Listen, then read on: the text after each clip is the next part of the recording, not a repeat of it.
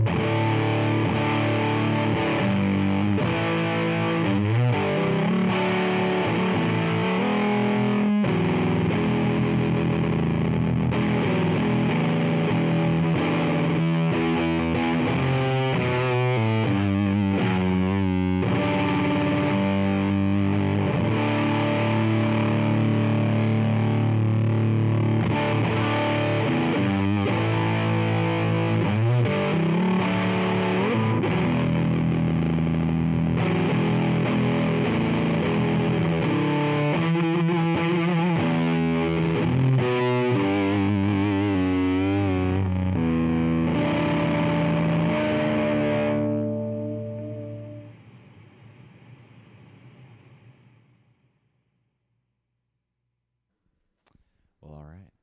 Yeah, that was cool. Yeah. So today, I guess now that we've played it, we'll tell you what we're playing it through. Reese is playing a Fender Esquire. Yeah, it's sort of a parts guitar, but at its core, it is a Esquire. It's a Paulownia. I don't know how you say it exactly. So Just Paluonia. yeah, sure. A Mm, really, that really sounds right. lightweight body. Cool hum canceling broadcaster pickup. Hell yeah. Huge neck. Yes. Wilkinson bridge, if that matters. Yeah, I don't know. But it sounds cool. Yeah, that's going through this HM2000 harmonic modifier featuring FET2 noise suppression into my Randall RG80ES CC DeVille's signature model. Zebra power. Yes. Going into my Peavey 2x12 loaded with Eminence Tonkers. We've got that mic'd up with an Oktava MK13 large diaphragm condenser and a super shitty SM57 clone. And, yeah, all right. Well, now that you know, we're going to go back to playing it. We're going to switch to the Squiggle mode, Yes. which is referenced in the manual, and show you how that sounds. Sick.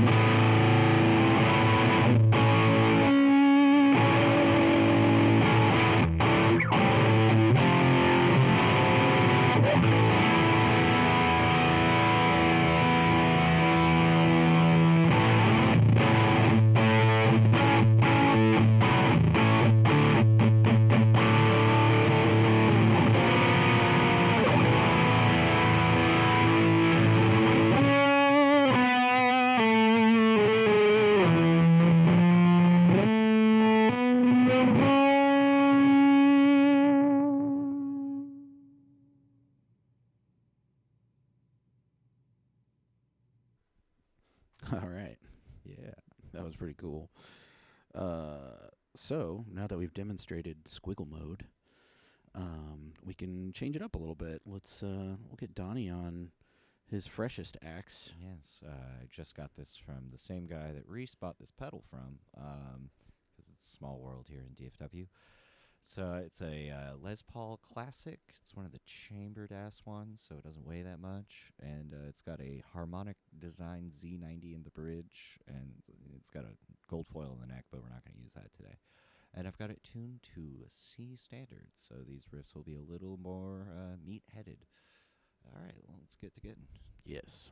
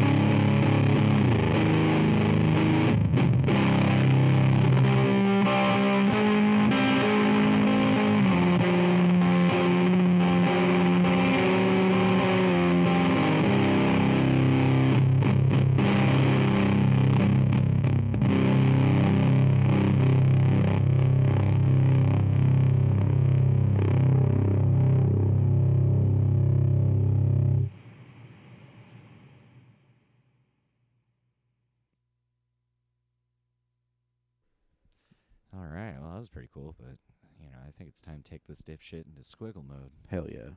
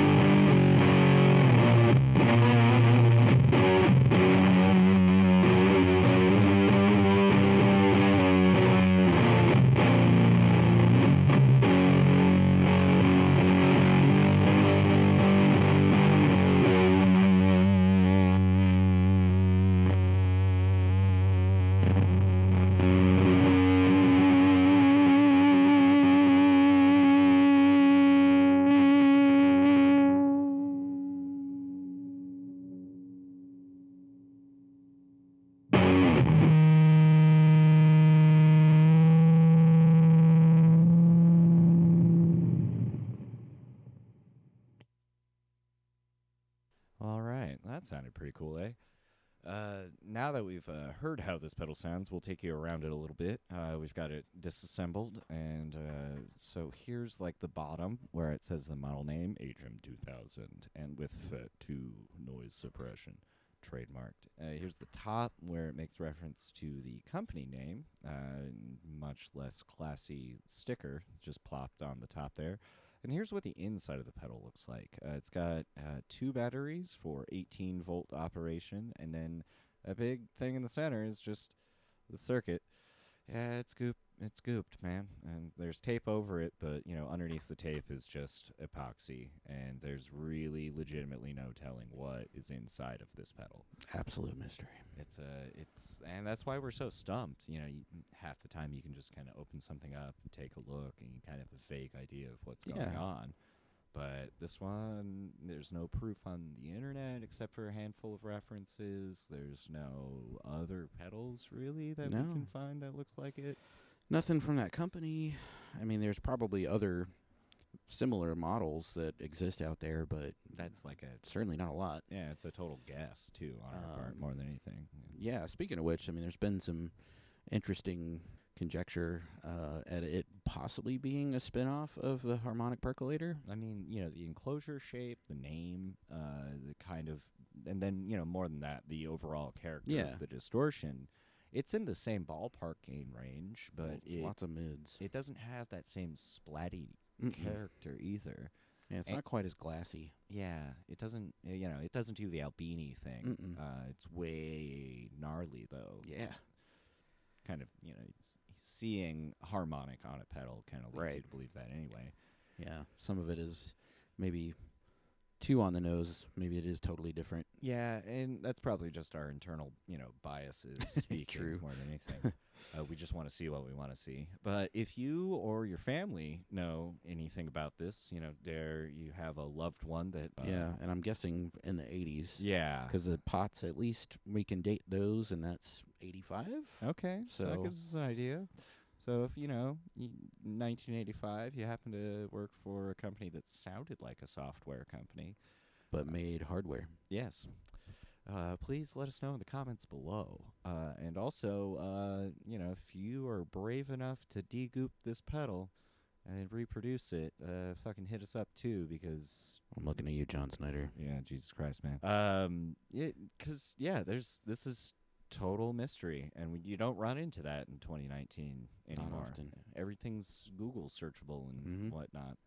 So either way, this pedal rips. It really does. Like the note clarity, the fact that it just keeps gobbing gain on, and yet you don't lose any of what's happening. Yeah, and its quirks or its eccentricities kind of make it fun. So when you're maybe playing something you think would be appropriate for it, you still get weird characteristics or behavior, like the tail end of certain single notes being almost cut off by the noise suppression to a degree, but not like so intense like a lot of other noise gates. Like it's weirdly musical. Yeah, and then obviously we saw how silly it is when it finally starts to kind of settle in and you're not playing anything, and it's like 6 or 7 seconds before it really just completely reduces the noise. Yeah, it's like a garbage noise gate, but it's as a result an interesting fuzz pedal. Really.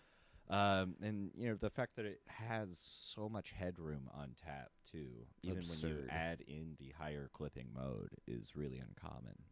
Because normally you lose some of that output when you increase clipping, but it seems like there's got to be like a gain stage way at the end of it that's doing most of that powerful output. Is it 40 dB? Yeah, that's according to the manual. According to the manual that we found on one old reverb listing. Yeah, so again, that could just be business conjecture and total libel, honestly. But it's a great sounding pedal. It really is. That's why we're making this video to begin with, because we want to know more. Drove me to throw more money at Jeff. So that damn guy.